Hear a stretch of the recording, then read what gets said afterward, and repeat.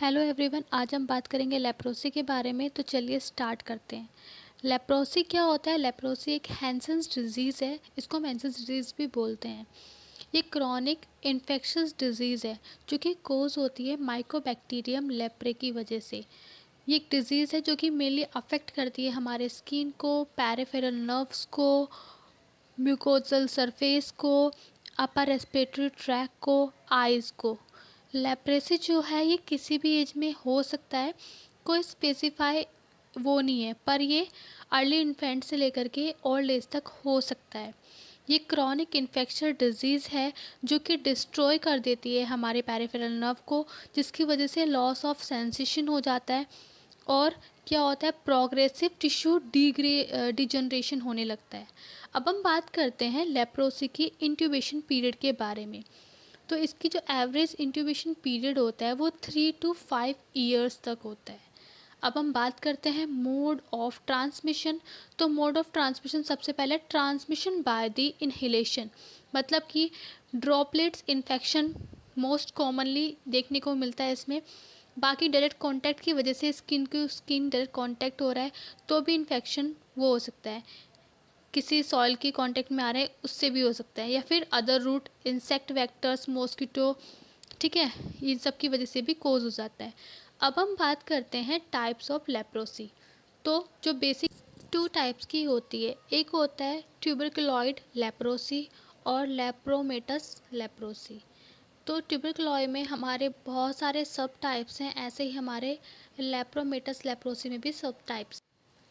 जो हमारे ट्यूबरकुलॉइड लेप्रोसी है इसमें हमारे वेल डिफाइंड पैचेस होते हैं और नर्व थिकनेस और स्ट्रॉन्ग इम्यूनिटी होती है।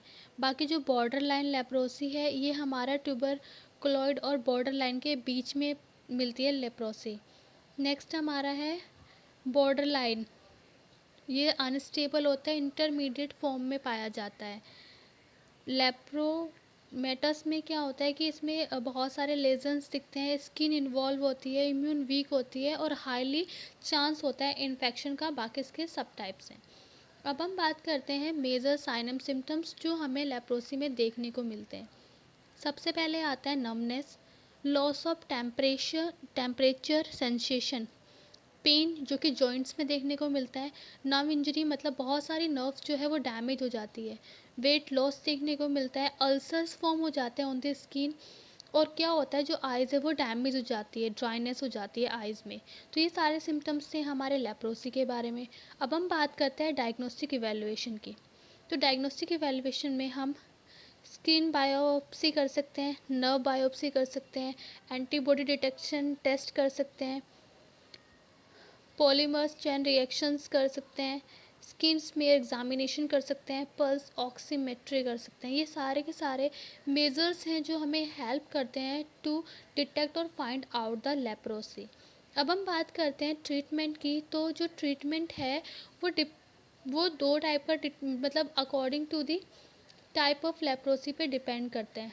मल्टी बैसिलरी या फिर पोसी है उसकी अकॉर्डिंग। तो रेमफेपिन देते हैं हम, मंथ में दी जाती है, ये मंथ में एक बारी 60 ml दी जाती है सुपरविज़न, मतलब कि इसको बहुत अंडर ऑब्जर्वेशन रखा जाता है, ठीक है। और भी बहुत सारी दवाइयाँ हैं, और इसकी जो मेडिसिन है मल्टी बैसिलरी की वो 12 मंथ तक चलती है, और जो नेक्स्ट है वो 6 मंथ तक चलती है। इसकी जो डोज है वो according to children, according to age हम वो कर सकते हैं।